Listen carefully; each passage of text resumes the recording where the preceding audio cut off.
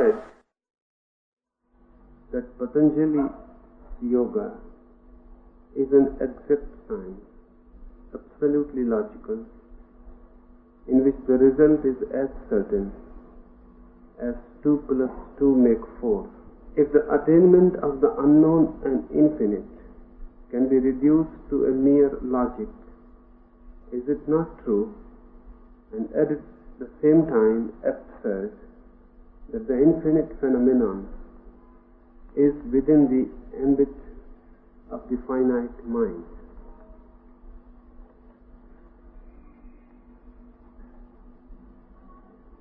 It looks absurd. It looks illogical. But existence is absurd, and existence is illogical.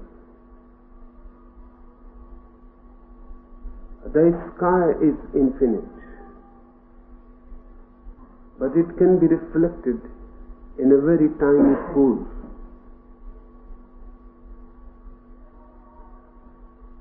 The infinite sky can be reflected in a small mirror. Of course, the whole of it will not be reflected. It cannot be reflected. But the part is also the whole. And the part also belongs to the sky. Human mind is just a mirror. If it is pure, then the infinite can have the reflection in it. The reflection will not be the infinite. It will be just a part, a glimpse. But that glimpse becomes the door. Then by and by you can leave the mirror behind and enter into the infinite. Leave the reflection behind and enter into the real. Out of your window, a small frame of the window, the infinite sky is there. You can look through the window. You will not see the whole sky, of course, but whatsoever you see is the sky. The only thing to remember is, don't think that whatsoever you have seen is the infinite. It may be of the infinite. It is not the infinite. So whatsoever human mind can conceive may be divine, but it is just a part of it, a glimpse. If you continuously remember that, then there is no fallacy. Then by and by destroy the frame. By and by destroy the mind completely. So the mirror is no more there. And you are freed from the reflection. And you enter the reality. On the surface it looks absurd. How in such a tiny mind there can be any contact with the eternal, with the infinite, with the endless? Second thing has also to be understood. This tiny mind is also not tiny really, because it is also part of the infinite. It looks tiny because of you. It looks finite because of you. You have created the boundaries. The boundaries are false. Even your tiny mind belongs to the infinite. It is part of it. And there are many things to be understood. One of the most paradoxical things about the infinite is this, that the part is always equal to the whole.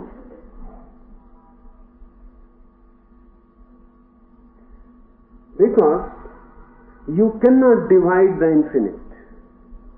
All divisions are false.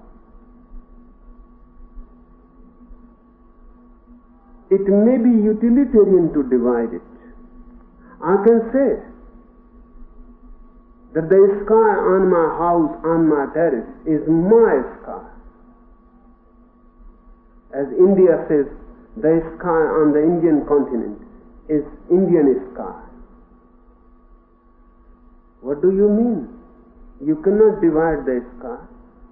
It cannot be Indian or Chinese. It is an undivided expanse. It begins nowhere, it ends nowhere.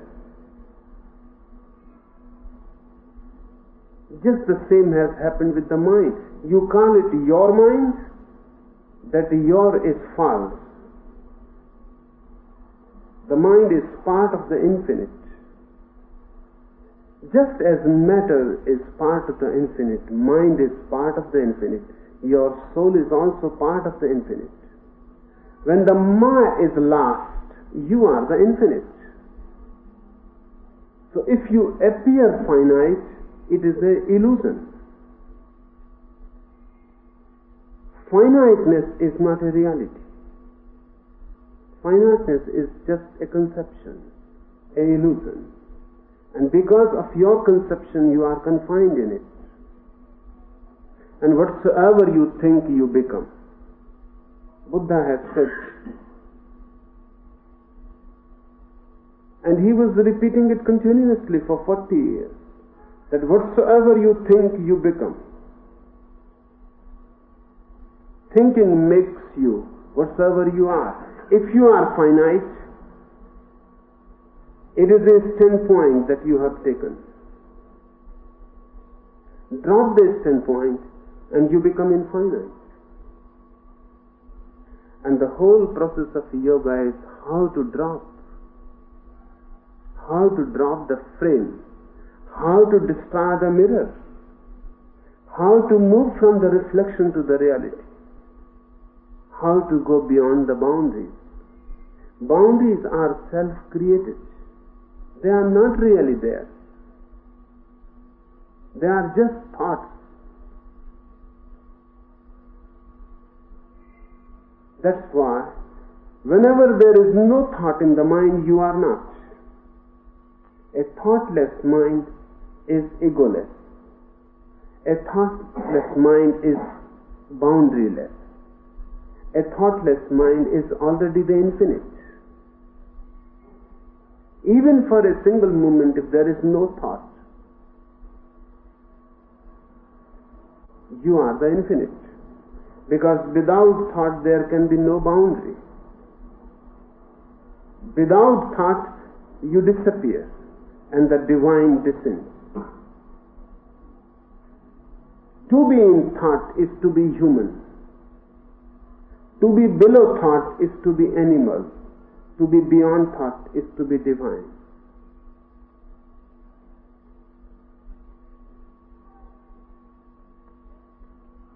But the logical mind will raise questions.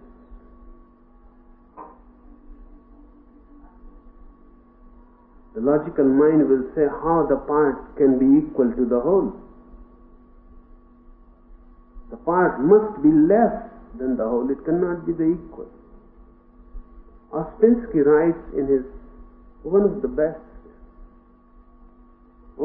few best books of the world, in Tertium Organum, that the part cannot only be the equal to the whole, it can be even greater than the whole. But he calls it a higher mathematics. That mathematics belongs to the Upanishads. In Isavash it is said, you can take out the whole from the whole and still the whole remains behind. You can put the whole into the whole and still the whole remains the whole. It is absurd. If you like to call it absurd, you can call it absurd. But really it is a higher mathematics where boundaries have lost and the drop becomes the ocean. And the ocean is nothing but a drop. Logic raises questions. It goes on raising. That is the nature of the logical mind, to raise questions. And if you go on following those questions, you can go on ad infinitum. Put aside the mind, its logic, its reasoning, and for a few moments try to be without thought. Even for a single moment, if you can achieve that state of non-thought, you will come to realize that the part is equal to the whole. Because suddenly you will see all the boundaries have disappeared. They were dream boundaries. All the divisions have disappeared. And you and the whole has become one. This can be an experience. This cannot be a logical inference. But when I say that Patanjali is logical, what do I mean? In the conclusions, nobody can be logical as far as the inner, the spiritual, the ultimate experience is concerned. But on the path, you can be. As far as the ultimate result of yoga is concerned, Patanjali also cannot be logical. Nobody can be. But to reach that goal, you can follow a logical path. In that sense, Patanjali is logical and rational, mathematical, scientific. He does not ask any faith. He asks only courage to experiment, courage to move, courage to take a jump into the unknown.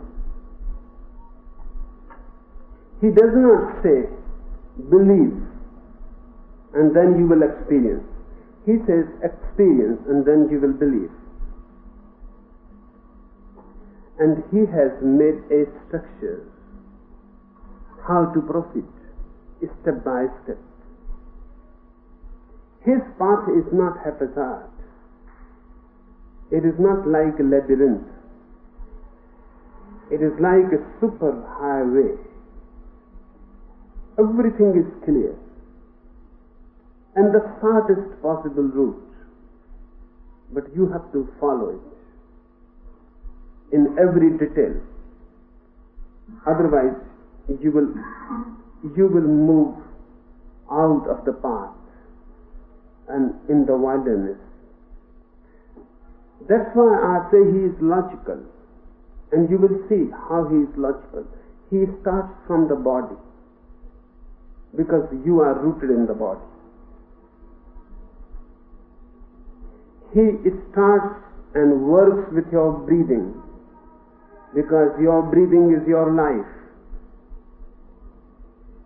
First he works on the body, then he works on the prana, the second layer of existence, your breathing. Then he starts working on thoughts. There are many methods which start directly with the thought. They are not so logical and scientific. Because the man you are working with is rooted in the body. He is a soma, a body. A scientific approach must start with the body. Your body must be changed first. When your body changes, then your breathing can be changed. When your breathing changes, then your thoughts can be changed. And when your thoughts change, then you can be changed. You may not have observed that you are a close-knit system of many layers. If you are running, then your breathing changes, because more oxygen is needed. When you are running, your breathing changes, and when your breathing changes, your thoughts immediately change. In Tibet, they say if you are angry, then just run, have 2 or 3 rounds of your house. Then come back and see where your anger has gone. Because if you run fast, your breathing changes. If your breathing changes, your thought pattern cannot remain the same. It has to change. There is no need to run. You can simply take 5 deep breaths, exhale, inhale, and see where your anger has gone. It is difficult to change anger directly. It is easy to change the body, then the breathing, and then the anger. This is a scientific process. That's why I say Patanjali is scientific. Nobody has been so scientific. If you go to Buddha, he will say, drop anger. Patanjali will never say. He will say, if you have anger, that means you have a breathing pattern which helps anger. And unless that breathing pattern is changed, you cannot drop anger. You may do a struggle, but that is not going to help, or it may take a very long time. Unnecessary. So he will watch your breathing pattern, the breathing rhythm. And if you have a certain breathing rhythm, that means you have a certain body posture for it. The grossest is the body, and the subtlest is the mind. Don't start from the subtle, because it will be more difficult. It is vague. You cannot grasp it. Start with the body. That's why Patanjali starts with body posture. You may not have observed, because we are so unalert in life, that whenever you have a certain mood in the mind, you have a certain body posture associated with it. If you are angry, can you sit relaxed? Impossible. If you are angry, your body posture will change. If you are attentive, then your body posture will change. If you are sleepy, your body posture will change. If you are completely silent, you will sit Buddha-like. You will walk Buddha-like. If you walk Buddha-like, you will feel a certain silence merging within your heart. A certain silent breeze is being created by your Buddha-like walk. Just sit under a tree like a Buddha. Just sit, just the body. Suddenly you will see that your breathing is changing. It is more relaxed. It is more harmonious. When the breathing is harmonious and relaxed, you will feel the mind is less tense. Thoughts are less there. Less clouds. More space. More sky. You will feel a silence in and out, flowing. Hence I say Patanjali is scientific. If you want to change the body posture, Patanjali will say, change your food habits. Because every food habit creates subtle body posture. If you are a meat eater, you cannot sit Buddha-like. If you are non-vegetarian, your posture will be different. If you are vegetarian, your posture will be different. Because body is built by your food. It is not an accident.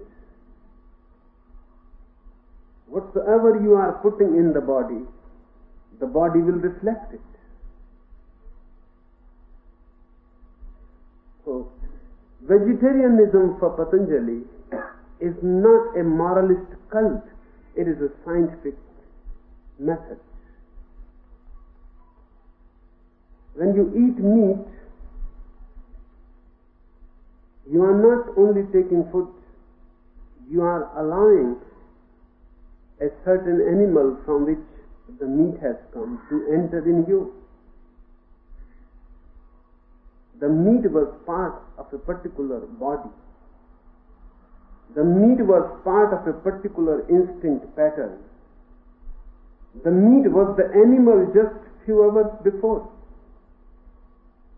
And that meat carries all the impressions of the animals,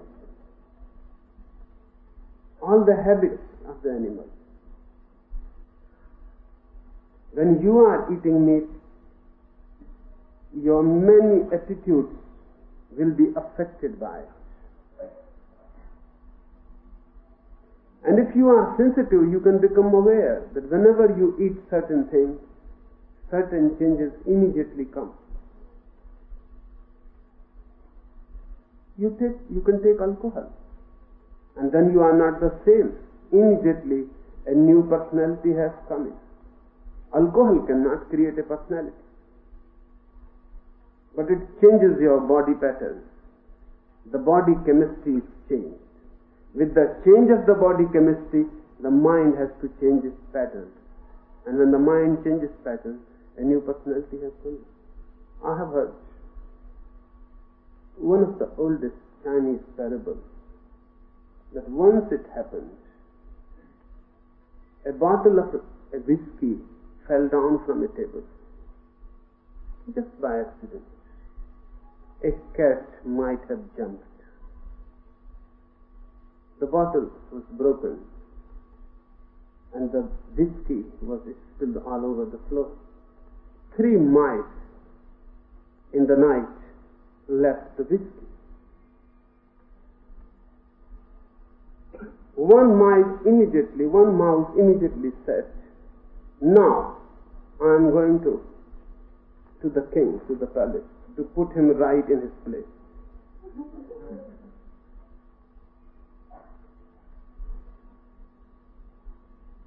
The other said, "I am not worried about king. I am myself going to be the emperor of the whole earth." And the third said, "Do whatsoever you like, you fellows. I am going upstairs to make love to the cat."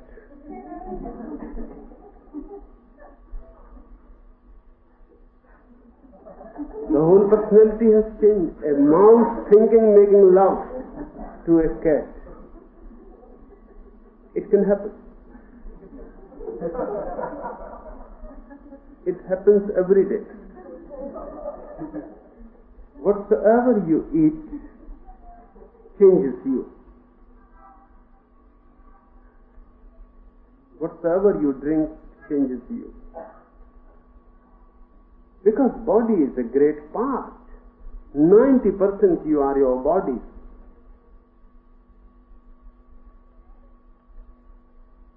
Patanjali is scientific because he takes note of everything. The food, the posture, the way you sleep, the way you get up in the morning, when you get up in the morning, when you go to sleep. He takes note of everything so that your body becomes a situation for something higher. Then he takes note of your breathing.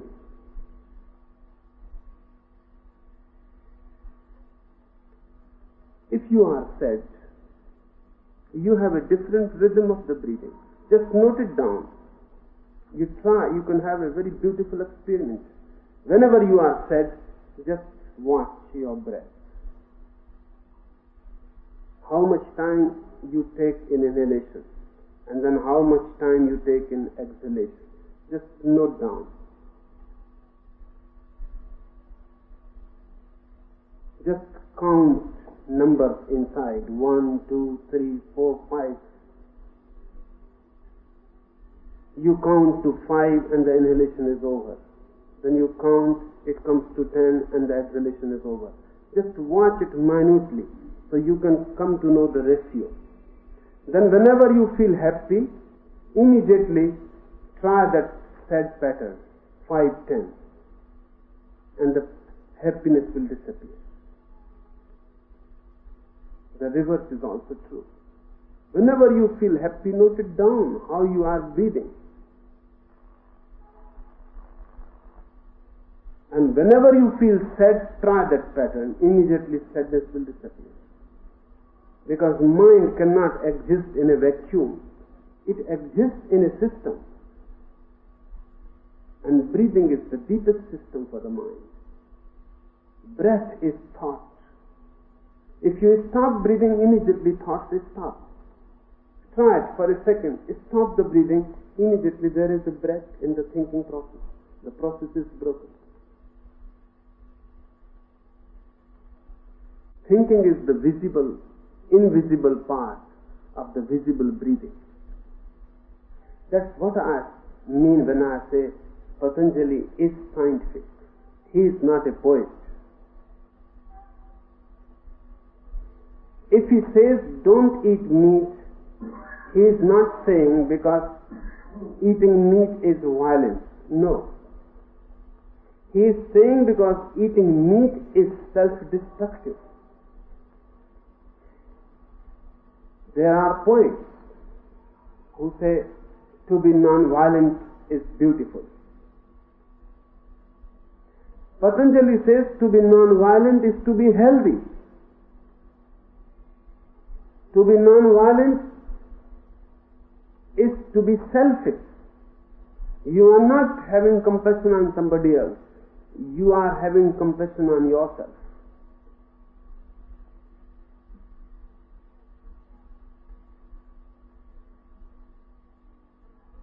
He is concerned with you and the transformation. And you cannot change things just by thinking about change. You have to create the situation. Otherwise, all over the world, love has been taught. But love exists nowhere because the situation doesn't exist. How can you be loving if you are a eat meater?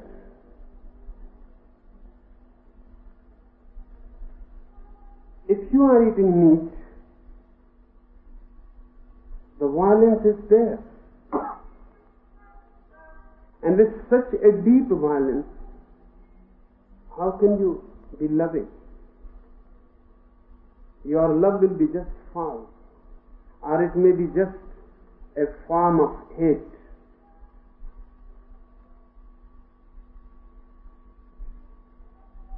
There is an old Indian tale. One Christian missionary was passing through a forest. Of course, he believed in love, so he was not carrying a gun. But suddenly, he saw a lion approaching. He became afraid. He started to think that now the gospel of love won't do. And it would have been wise if I had a gun. But something had to be done, and he was in emergency. Then he remembered somebody has said somewhere that if you run, then the lion will follow you, and within minutes you will be caught and dead. But if you stare in the eyes of the lion, then there is some possibility. He may get impressed, hypnotized. He may change the mind. And there are stories that many times lions have changed their mind. They have slinked away. So it was worth trying, and there was no use in escaping.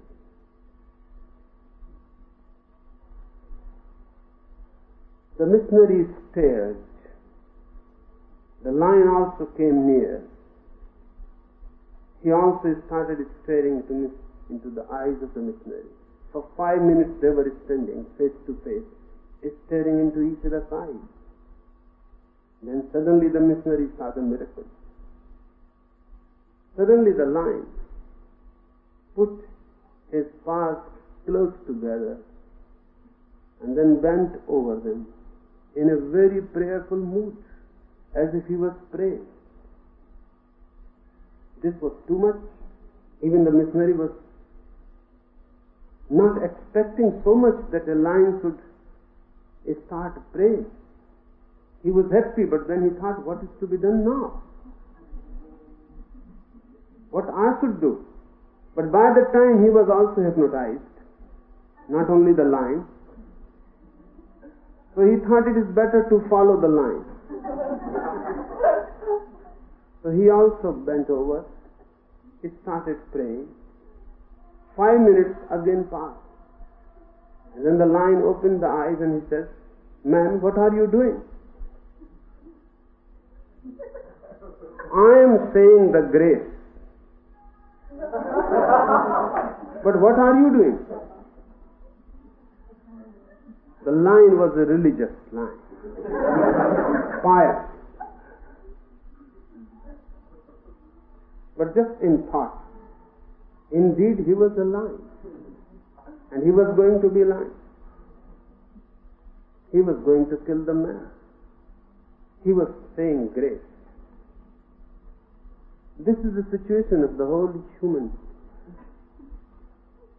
phenomena, the whole humanity. Just pious in thought. Indeed, man remains the animal. And this will be always so, unless we don't cling to thought, but create situations in which thoughts change. Patanjali won't say that it is good to be loving. He will help you to create the situation in which love can flower. This is why I say he is scientific.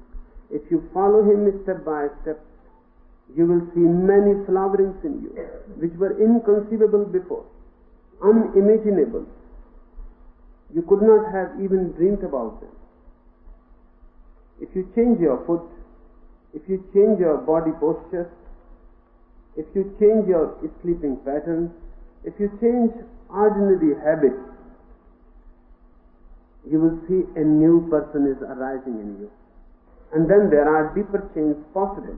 After one change, other change becomes possible. Step by step, more possibilities open. That's why I say he is logical. He is not a logical philosopher. He is a logical, practical man. Second question. Yesterday you referred about a Western thinker who started doubting everything that can be doubted, but could not doubt himself. You said that this is a great achievement in opening towards divine. How?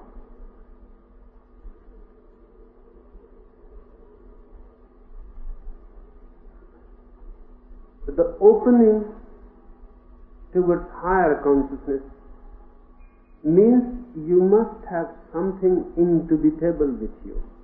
That's what trust means. You must have at least one point which you trust, which you cannot doubt even if you want to. That's why I said Descartes came to a point through his logical investigation that we cannot doubt ourselves. I cannot doubt that I am. Because even to say that I doubt, I have to be there. The very assertion that I doubt proves that I am.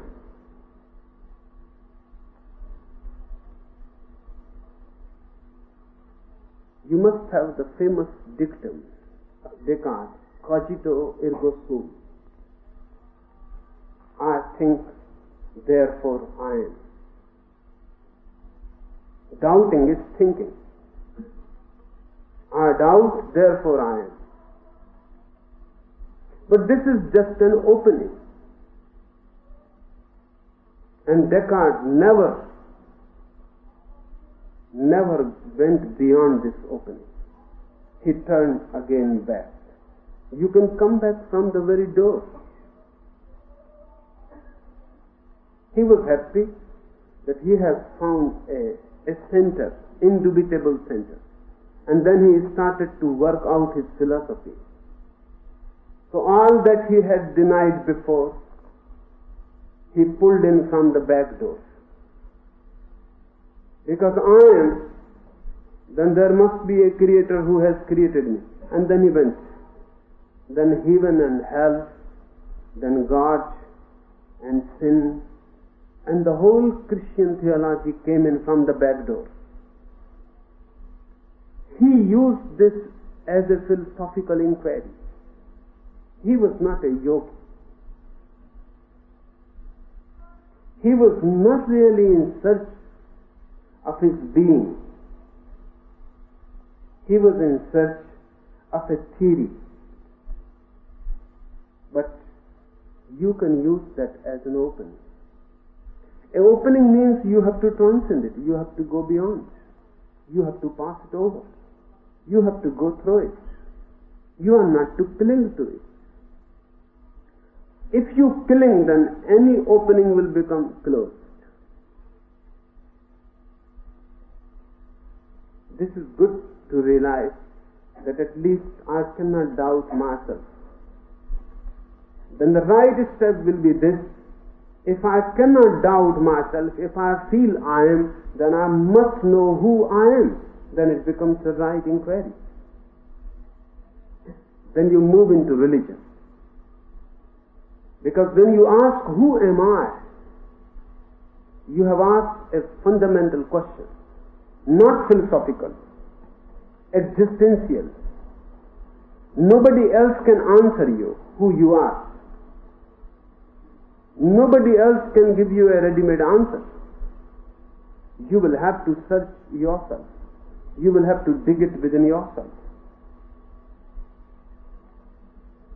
Just this logical certainty that I am is of not much use if you don't go ahead and ask, who am I? And this is not a question, this is going to be a quest. A question may lead you into philosophy, a quest leads you into religion. If you feel that you don't know yourself, then don't go to anybody to ask, who am I? Nobody can answer you. You are there inside hidden. You have to penetrate to that dimension where you are. Encounter yourself. This is a different type of journey, the inner. All our journeys are outer. We are making bridges to reach someone else. This quest means you have to break all the bridges to others. All that you have done without has to be dropped, and something new has to be started within. It will be difficult. Just because you have become so fixed with the without. You always think of others. You never think of yourself. This is strange, but no one thinks about himself. He thinks about others. If sometimes you think about yourself, it is also in relation to others. It is never pure. It is not simply just about you. And when you think just about you, thinking will have to be dropped, because what you can think about others, you can think. Thinking means about. What you can think about yourself, you will have to drop thinking and you will have to look inside. Not thinking, but looking, seeing, observing, witnessing. The whole process will change. One has to look for oneself. Doubt is good. If you doubt, and if you continuously doubt, There is only one rock-like phenomena which cannot be doubted, which is your existence. Then a new quest will arise, and that is not a question. You will have to ask, who am I? Raman Maharishi, his whole life was giving only one technique to his disciples. He will say, just sit down, close your eyes, and go on asking, who am I? Who am I? Use it as a mantra. But it is not a mantra. You have not to use it as dead words. It must become an inner penetration. Who am I? Go on asking. Your mind will answer many times that you are a soul, you are a self, you are divine. But don't listen to these things. These are all borrowed. You have heard these things. Put them aside. Unless you come to know who you are. And if you go on continuously putting the mind aside, one day there is an explosion. The mind explodes. And all the borrowed knowledge disappears from you. And for the first time you are face to face yourself, looking within yourself.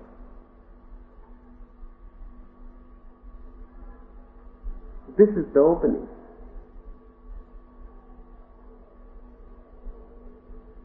And this is the way, and this is the quest.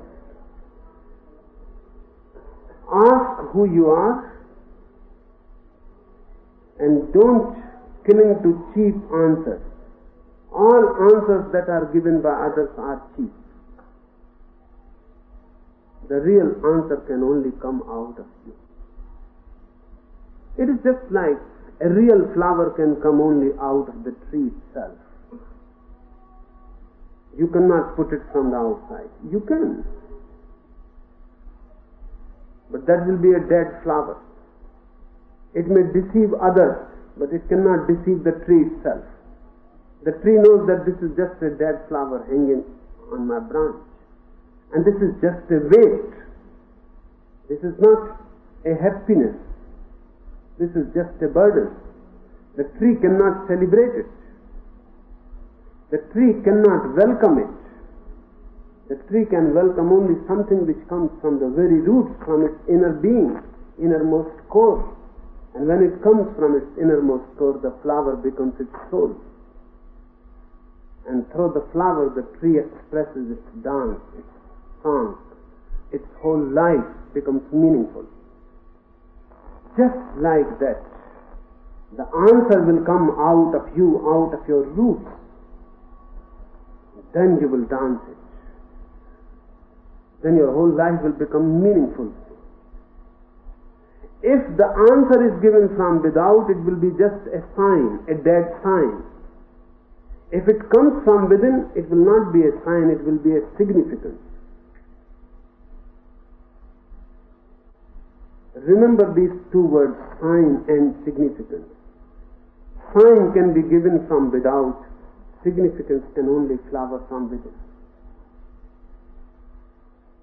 Philosophy works with signs, concepts, words. Religion works with significance. It is not concerned with words and signs and symbols. But that is going to be an arduous journey for yourself, because nobody can help really. And all the helpers are in a way hindrances. If somebody is too much patronizing and gives you the answer, he is your enemy. Patanjali is not going to give you the answer. He is only going to indicate you the path, the way from where your own answer will arise. From where you will encounter the answer. The great masters have given only methods. They have not given the answer. Philosophers have given answers. But Patanjali, Jesus or Buddha, they have not given answers. You ask for answers and they give you methods. They give you techniques. You have to work your answer out yourself. Through your effort, through your suffering, through your penetration, through your tapasya, only the answer can come, and it can become a significant. Your fulfillment is through it. Third question: what he could not convey to anybody else through words. In what category of knowledge, direct, inferential, and words of the awakened one, does it come? What was the message?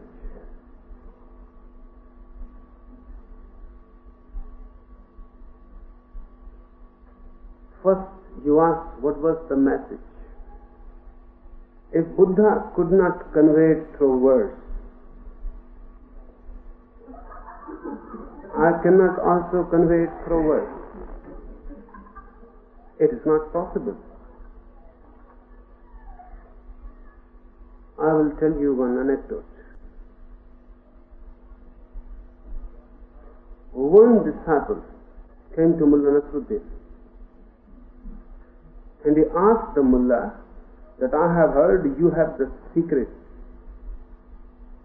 the ultimate secret, the key which can open all the doors of mystery. Nasruddin said yes, but what about it? Why you are asking about it? The man fell down in his feet and he said, I was in search of you, Master. If you have the key and the secret, tell it to me.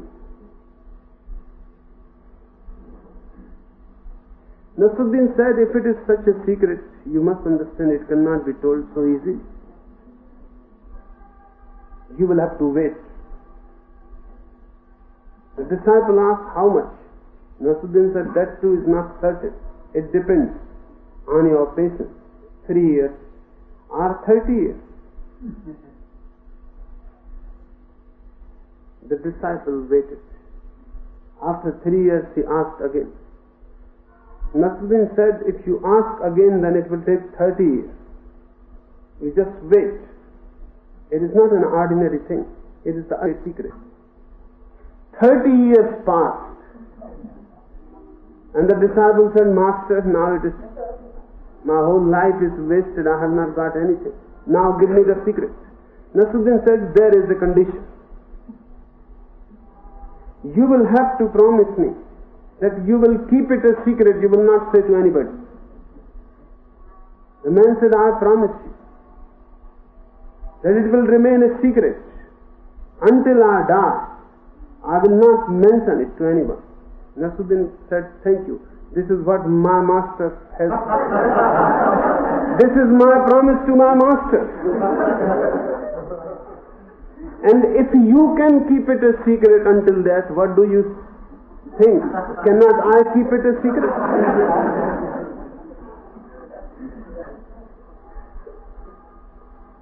If Buddha was silent, I also can be silent about it.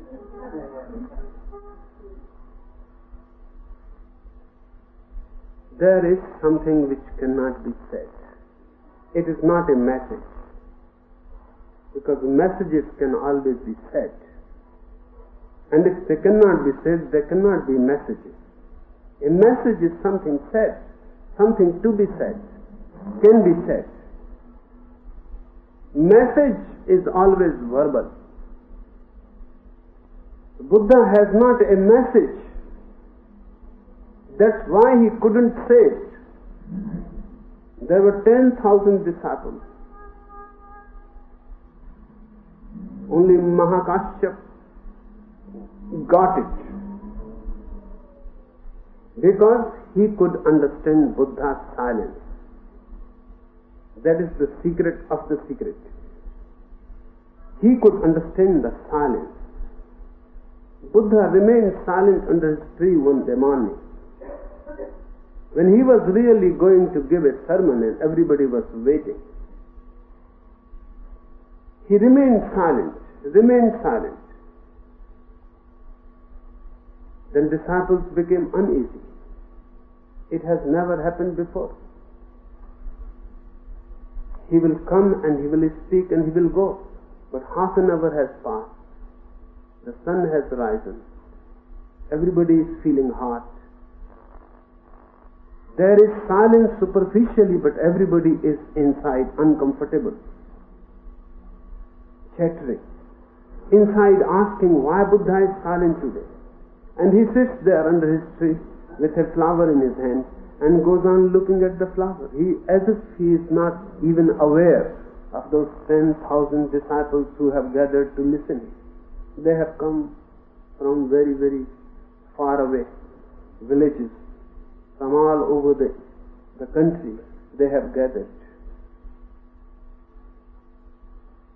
Then somebody gathers courage and says, why you are not speaking? We are waiting. Buddha is reported to have said that I am saying this half an hour I have been speaking.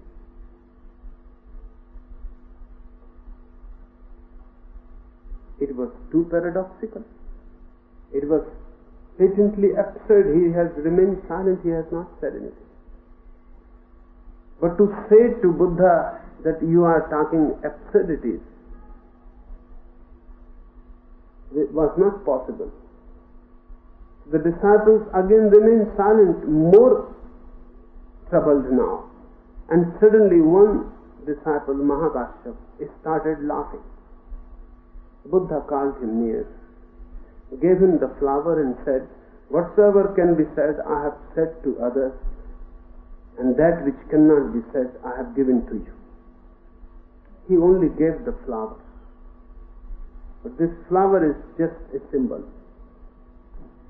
With flower he has given some significance also. This flower is just a sign. But something else he has conveyed, which cannot be conveyed by words. You also know certain feelings which cannot be conveyed. When you are deep in love, what you do? You will feel meaningless simply to go on saying, I love you, I love you. And if you say too much, the other will get bored. And if you go on repeating, the other will think you are just a parrot. And if you continue, the other will think that you don't know what love is.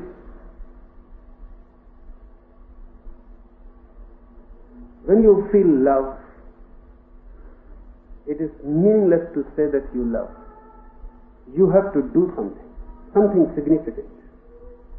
It may be a kiss, it may be a hug, it may be just taking the other's hand into your hand, not doing anything. But it is a significance. You are conveying something which cannot be conveyed by words. Buddha conveyed something which cannot be conveyed by words. He gave the flower. It was a gift. That gift is visible. Something invisible is passing with that gift. When you take the hand of your friend in your hand, it is visible. Just taking the hand of your friend in your hand doesn't make much sense. But something else is passing. It is an exchange, some energy, some feeling, something so deep that words cannot express it, is passing. This is a sign. Hand is just a sign. Significance is invisible. It is passing. It is not a message. It is a gift. It is grace. Buddha has given himself. He has not given any message. He has poured himself into Mahakashyap. And for two reasons, Mahakashyap became capable of receiving this. One was, he remained totally silent while Buddha was silent. Others were also silent apparently, but they were not. They were continuously thinking, why Buddha is silent? They were looking at each other, making gestures. What has happened to Buddha? Has he gone mad? He has never been so silent. Nobody was silent. Only Mahakashyap in that great assembly of 10,000 monks was silent. He was not troubled. He was not thinking. Buddha was looking at the flower and Mahakashyap was looking at Buddha. And you cannot find a greater flower than Buddha. That was the highest flowering of human consciousness. So Buddha went on looking at the flower and Mahakashyap went on looking at Buddha. Only two persons were not thinking. Buddha was not thinking, he was looking. And Mahakashyap was not thinking, he was also looking. This was the one thing that made him capable to receive. And the second thing was that he laughed. If silence cannot become celebration, if silence cannot become a laughter, if silence cannot become a dance, if silence cannot become an ecstasy, then it is pathological. Then it will become sadness. Then it will turn into a disease. Then silence will not be alive, it will be dead. You can become silent just by becoming dead, but then you will not receive Buddha's grace. Then the divine cannot descend in you. The divine needs two things, silence and a dancing silence. A silence alive. And he was both in that moment. He was silent, and when everybody was serious, he laughed. Buddha poured himself. That is not a message. Attain these two things, then I can pour myself into you. Be silent and don't make that silence a sad thing. Allow it to be laughing and dancing. The silence must be childlike, full of energy, vibrant, ecstatic. It should not be dead. Then only what Buddha did to Mahakashyap can be done to you.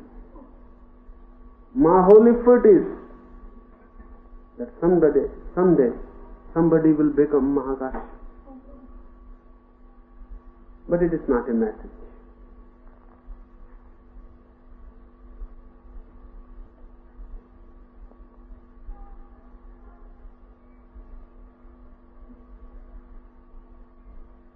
Fourth question. You have often said that most scriptures have a lot of what is called interpolations. Does the Yoga Sutra of Patanjali also suffer from this defect? And how will you deal with it? No.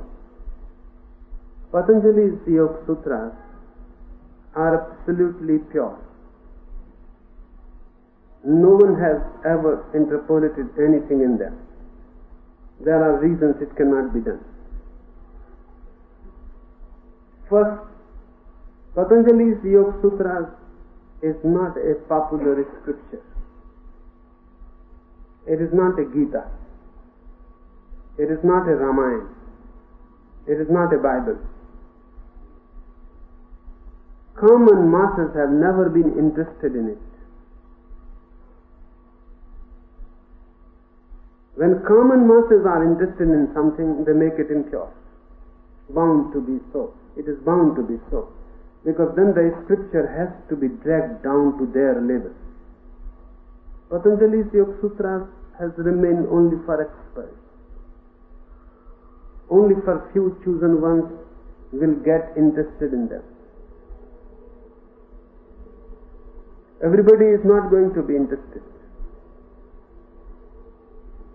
And if by chance you happen accidentally to have Patanjali's Yoga Sutras, you can read only few pages and then you will throw it away. It is not for you. It is not a story. It is not a drama. It is not any allegory. It is a simple scientific treatise, only for few. And the way it has been written is such that those who are not ready for it will turn their back automatically. A similar case has happened in this century with Gurdjieff. For 30 years continuously, he was preparing one book.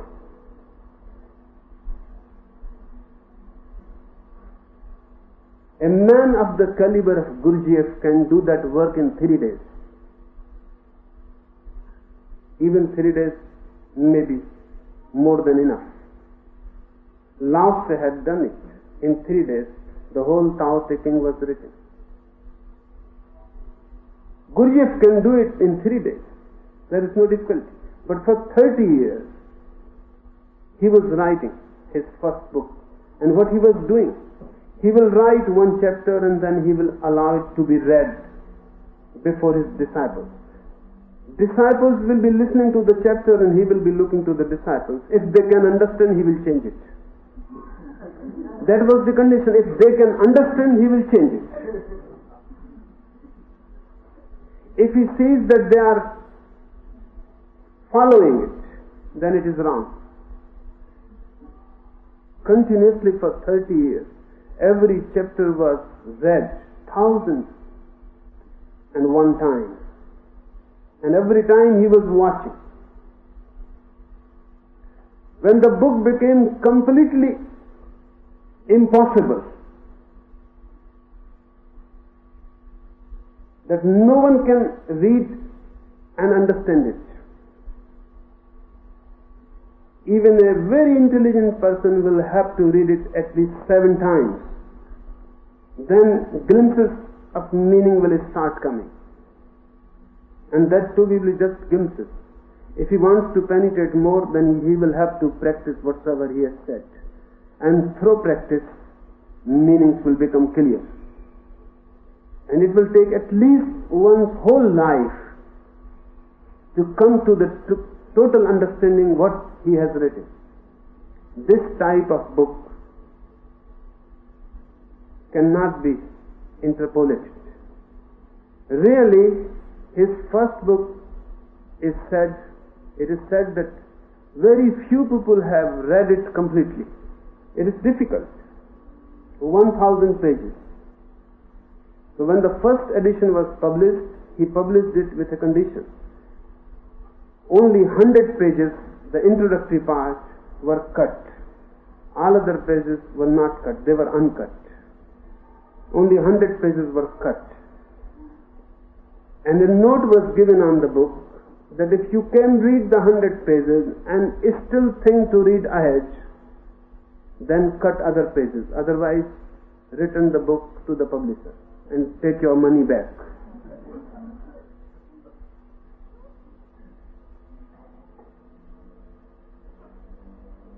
It is said that there are very few people alive who have read the whole book completely. It is written in such a way that you will get fed up. Reading 20-25 pages, it is enough. And this man seems to be mad. These are sutras, Patanjali's sutras. Everything has been condensed in a seed. Somebody was asking me that Patanjali has condensed sutras. Just the other day, somebody came and asked me, and you speak so much on those sutras.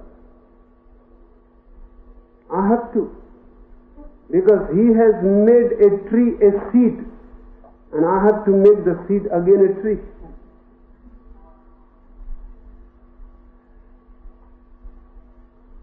Each sutra is condensed, totally condensed. You cannot do anything in it, and no one is interested to do. Just to keep the book always pure. This was one of the methods.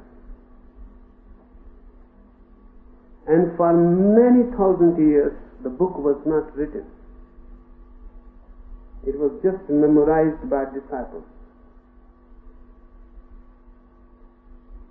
It was given from one to other, just as a memory.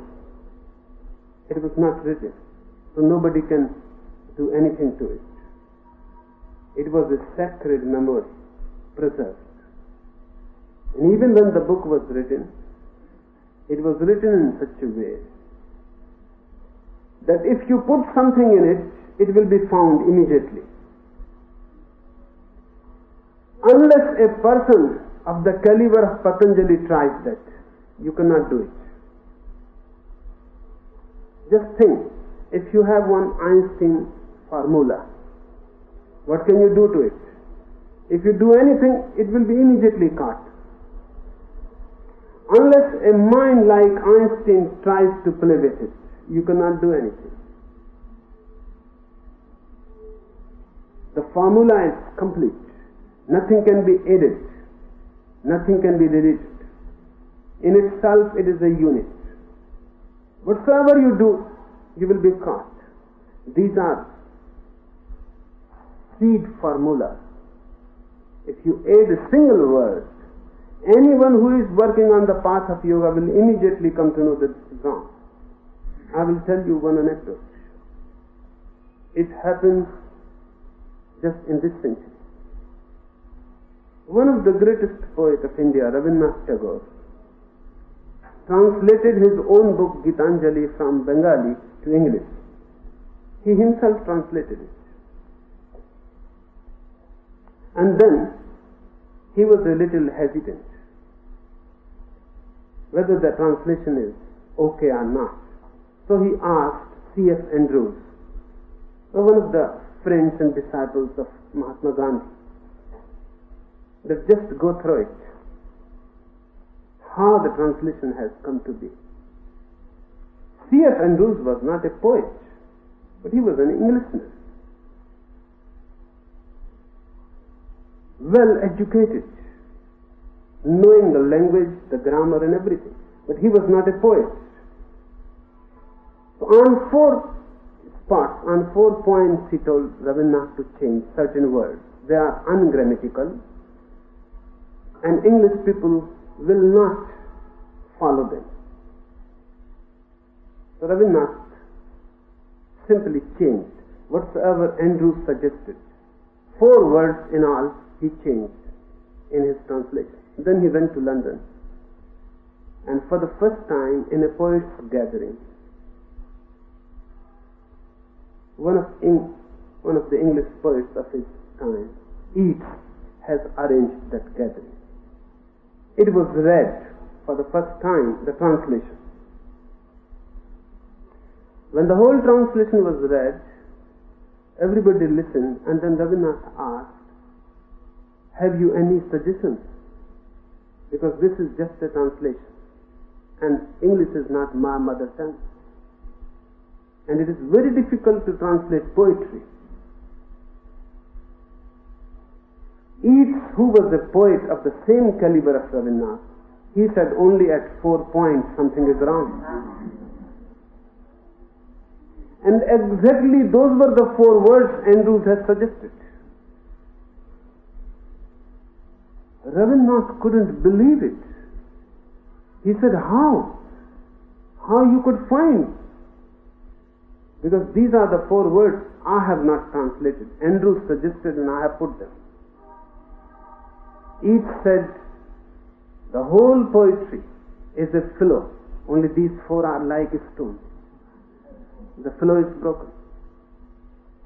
It seems somebody else has done the work.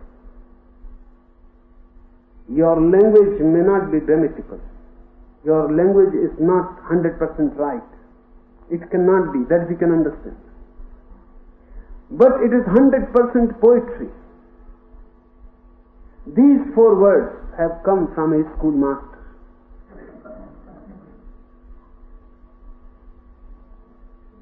Grammar has become right, but poetry has gone wrong. With Patanjali, you cannot do anything. Anyone who is working on yoga will find it immediately. That someone else who doesn't know anything has interpolated something. There are very few books which are still pure, and the purity has been retained. This is one of them. Nothing has been changed. Not a single word. Nothing has been added. It is as Patanjali meant it to be. This is a work of an objective art.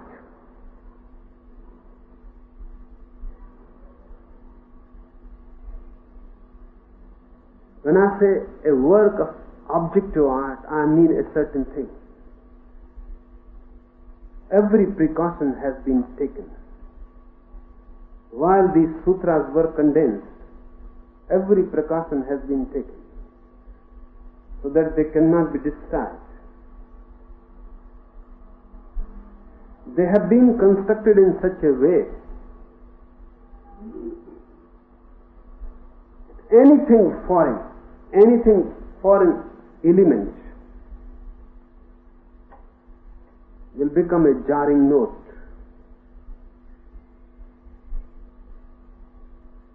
But I say, if a man like Patanjali tries, he can do that. But a man like Patanjali will never try such things.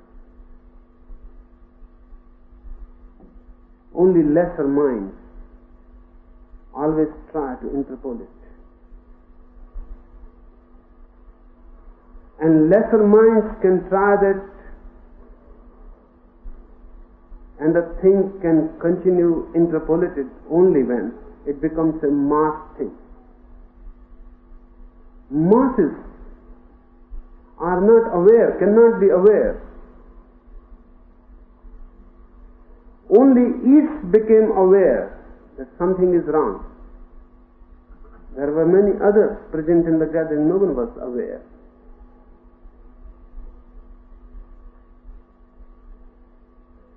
This is a secret cult, a secret heritage.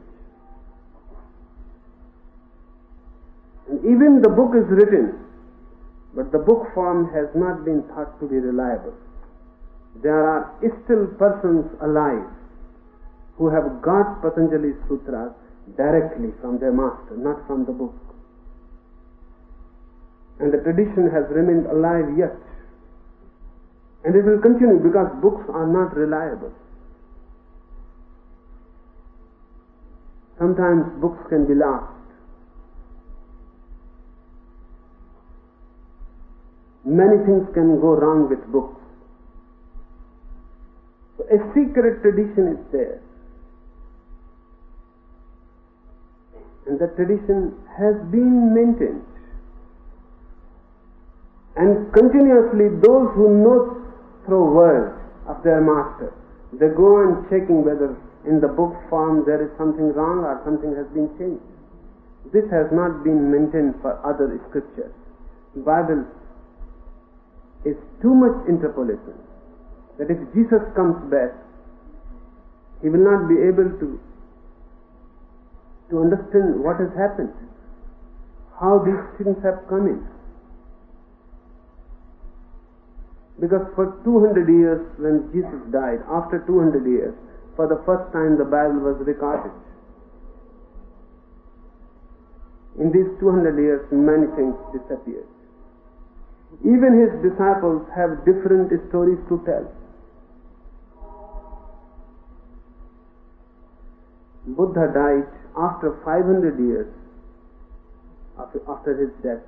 His words were recorded. There are many schools, many scriptures, and no one can say which is true and which is false. But Buddha was talking to the masses,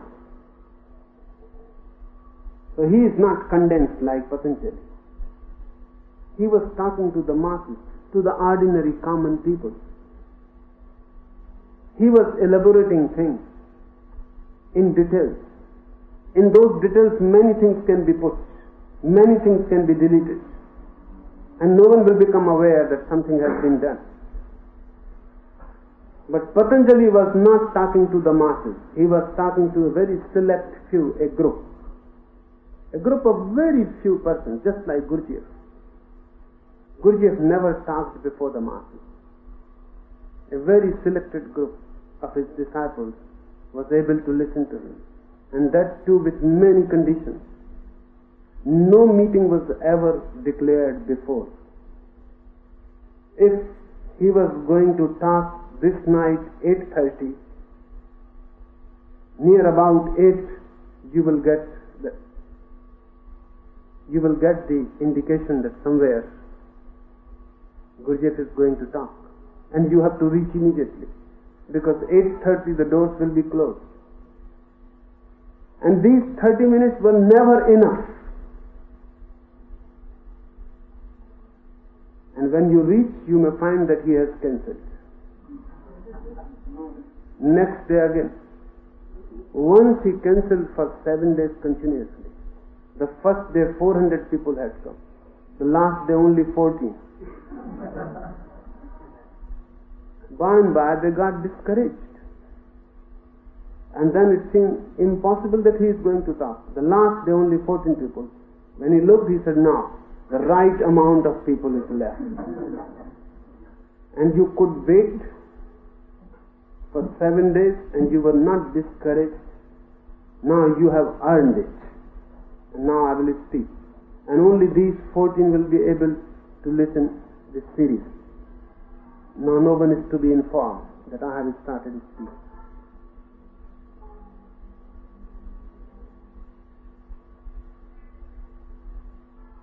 This type of work is different. Patanjali worked with a very close circle. That's why no religion has come out of it, no organization. Patanjali has no sect.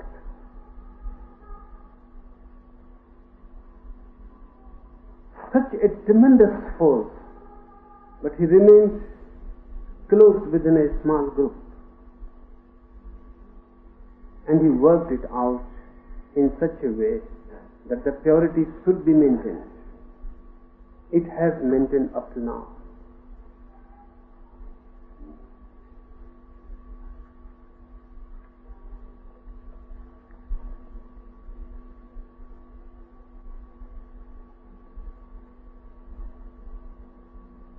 The last question. Would you please explain the working of that unknown force which keeps the human mind attached to worldly things and habits, in spite of being fully aware that the ultimate result is nothing but misery?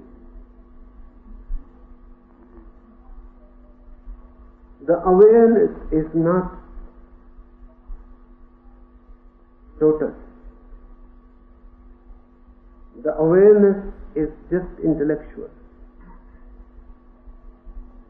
Logically you follow that whatsoever I am doing is leading me to misery.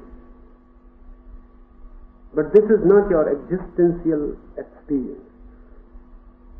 Just rationally you understand. If you were reason alone, then there would have been no problem. But you are unreason also. If you had only conscious mind, then it was okay. You have an unconscious mind also. Conscious mind knows